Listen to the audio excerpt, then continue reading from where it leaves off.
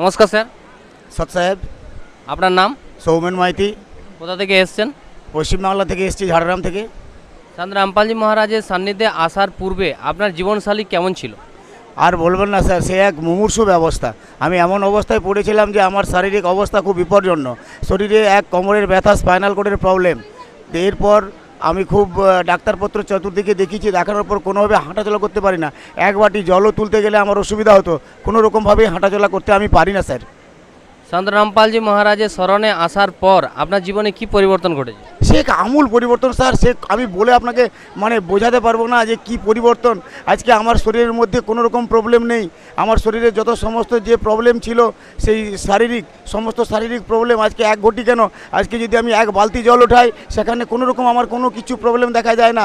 শুধুমাত্র এই সন্ত রামপালজি মহারাজের শরণে আসার পর থেকে আমি বিভিন্ন জায়গায় কাটি, আমি বিভিন্ন ক্ষেতে কাজ করতে যাই।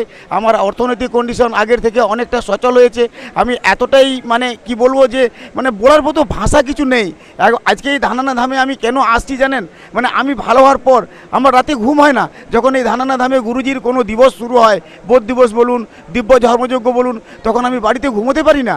আমাকে যেন গুরুজি ডেকে নেয়, বেটা তুই আসবি না, তোর এত বড় রোগ সেরেছে, তুই আমাকে ভুলে যাচ্ছিস। আমি ঘুমোতে পারি না। আমি সেই তার কথা ভাবি না, আমি শুধু আমার দিকটাই চিন্তা করি। কিন্তু আমি না ঘুমোতে পারার জন্য আমি বারবার আমাকে নাড়া দেয়, আমি এখানে এসে পৌঁছাই স্যার। ধন্যবাদ স্যার। ধন্যবাদ।